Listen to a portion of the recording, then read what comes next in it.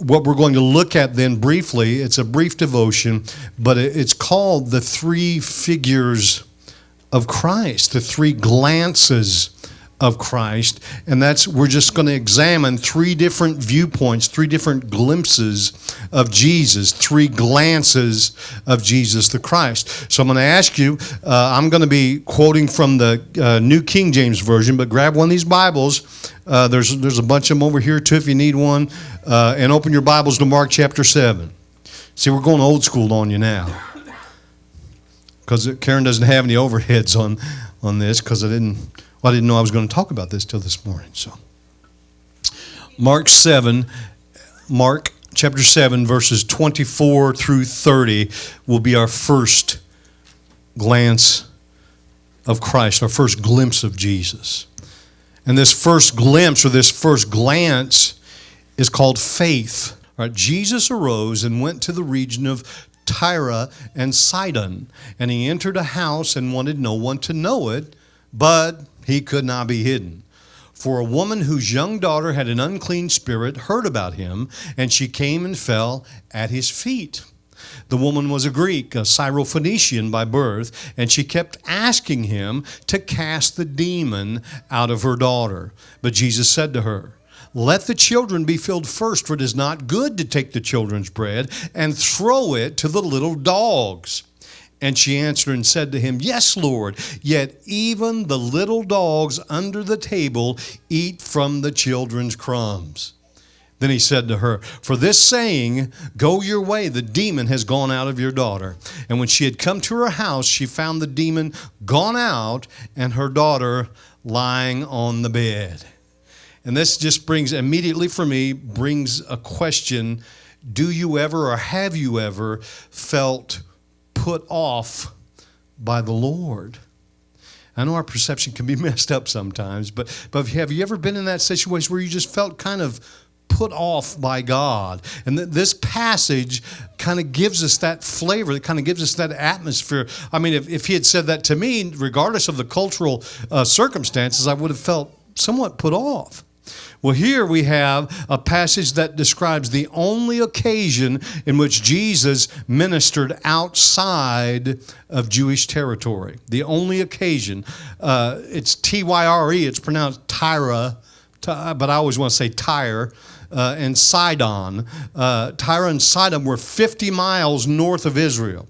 And this was outside of Jewish jurisdiction. And here we have a Gentile woman, people like us, a Gentile woman who puts Jesus on the spot. Culturally, according to society at the time, she really was putting him on the spot and pleading for his mercy on her daughter who was afflicted with an evil spirit. At first, the way you see this, it seems that Jesus is paying no attention to her, and this made his disciples, if I was a disciple, I'd be somewhat embarrassed. How do you deal with this? We're outside of our own territory, and Jesus is telling, calling her a dog. But I really do perceive as I read this and as I understand the character and the temperament of Jesus the Christ, God in the flesh, I perceive that Jesus does this to test this woman, to awaken faith in her. That's why this first glimpse, this first glance of Jesus is about faith. What did Jesus mean by the expression then, throwing bread to the dogs? You got to wonder about that. Everything Jesus said meant something. He was never flippant about anything. It always meant something. The Jews often spoke of the Gentiles with arrogance and insolence, and without exaggeration. They really did. And they called them unclean dogs, since the Gentiles were excluded from God's covenant. And of course, if you were part of Israel, you were under God's favor. So anybody else, Gentile, you're an unclean dog. For the Greeks then, the dog was a symbol of dishonor, and it was used to describe a shameless and audacious woman. And Matthew's gospel records the expression, which I hope you've read in Matthew 7:6, "Do not give dogs what is holy." So even in Matthew, we get a description of what Jesus is talking about. But without doubt, I see that Jesus spoke with a smile when he said this to this woman rather than an insult. And the reason I see this is because this woman immediately responds with somewhat witty. I know, almost smarting back to him. If you think about the response, she immediately says, well, even the dogs eat crumbs. She wasn't back then. She wasn't shy. Society at the time pretty much forbid her to speak to him anyway. So she responded right back. Then what does Jesus do? He praises her. He praises a Gentile woman for her faith and for her love. She made the misery of her daughter, her own child, her own, and she was willing to suffer rebuke, to suffer rebuff in order to obtain healing for her loved one. She also had determined persistence. Her faith grew in contact with this person of Jesus the Christ. She began with a request, and then she ended on her knees in worshipful prayer to the living God. No one who ever sought Jesus with faith, whether Jew, Gentile, Greek, whatever, no one who ever sought Jesus with faith was refused help. Read it for yourself. Well, in fact, your life should be an example of that. You should see that for yourself, not just to people around you, but your own experiences confirm that. When you really do seek Jesus with true faith, you're never denied any help. So the question for this part of the glimpse, for this part of the glance is, do we have this same expectant faith? Are we willing to be rebuffed or even rebuked by God? Are we willing to go through whatever we have to go through to receive what we know we need from God? Are we willing to do that? Our first glance then is faith. Our second glance is focus. We have faith, now we have focus. Luke 10. Go to Luke chapter 10 and we'll go verses 38 through 42. Now it happened, as they went, that he entered a certain village, and a certain woman named Martha welcomed him into her house. And she had a sister called Mary, who also sat at Jesus' feet and heard his word. But Martha was distracted with much serving, and she approached him and said, Lord, do you not care that my sister has left me to serve alone? Therefore, tell her to help me. And Jesus answered and said to her, Martha, Martha, you are worried and troubled about many things. But one thing is needed, and Mary has chosen that good part which will not be taken away from her. If we go to the context in which this event occurred, this episode was much more shocking than what we could possibly relate to in terms of American culture. And this really was a shocking episode. Not for reproving Martha, though. No, it was for praising Mary. This is a shock for Jesus to praise Mary. As far as Jesus' own culture was concerned, Martha was the one who was doing the right thing. And I know we've been taught a different perspective on that, but if you look at it culturally, Martha was doing what was right. She knew how to serve traveling rabbis and how to treat guests with honor. She knew, again, you have to go according to the culture at that time and understand what it was really like. It's not like America 2016. She knew that her place, and this is really going to get you, but she knew that her place was in the kitchen. That's the way it was at the time. The women were not getting taught by the rabbi. They were in the kitchen. That's what they did. That's what they were supposed to do, and they were supposed to do it with everything that they possessed, according to culture at that time. And she knew this. She knew that her place was back there cooking or in the kitchen and serving. The apostles probably expected Jesus to rebuke Mary because she was the one breaking the rules, not Martha. What is this woman doing? What is Mary doing? It was the custom for a Jewish man to pray every morning, thanking God he was not born a slave, he was not born a Gentile, he was not born a woman. And it was radical, especially the way we think today, but that's what they prayed. They would thank God for that. Isn't that crazy? But a common saying at the time was, it was better for the Torah to be burned than to be put into the hands of a woman.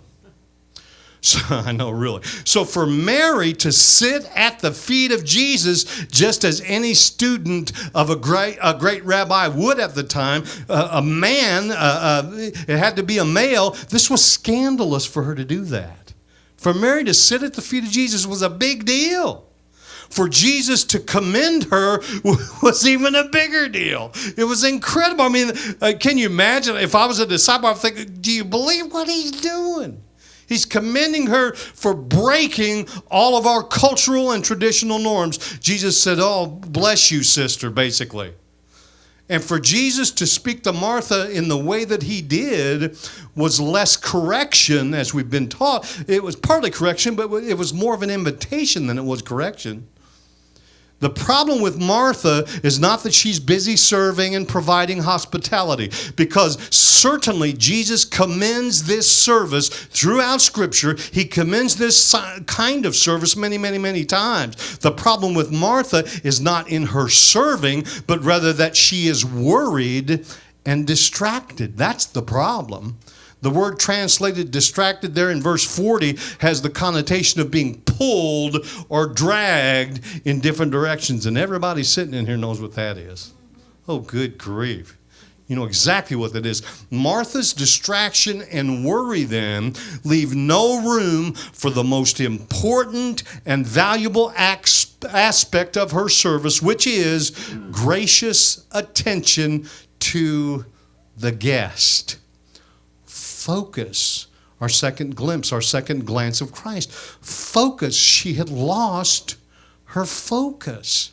Martha's worry and distraction prevent her from being truly present with Jesus and cause her to drive a wedge between her and her sister, herself and her sister, and between Jesus and herself. Her focus is off, and because of that, she misses out on the, as Jesus put it, on the one thing needed.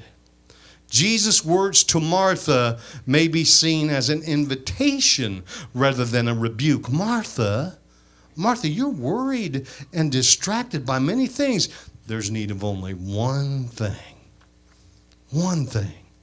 This one thing needed is for Martha to receive the gracious presence of Jesus, to listen to his words, to know that she is valued not for what she does or how well she does it, but for who she is as a child of God.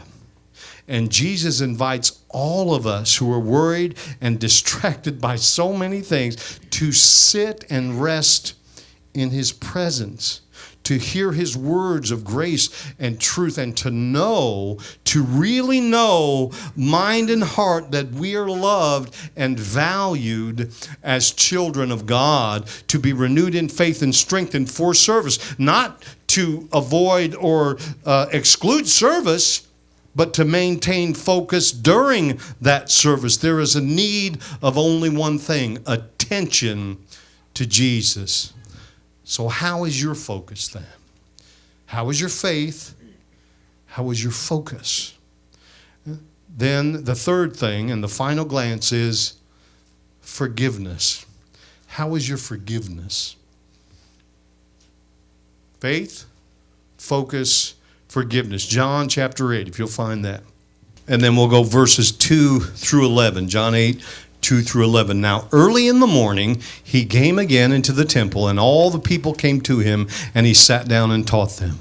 Then the scribes and Pharisees brought to him a woman caught in adultery. And when they had sat in their midst, they said to him, Teacher, this woman was caught in adultery in the very act. Now Moses in the law commanded us that such should be stoned. But what do you say?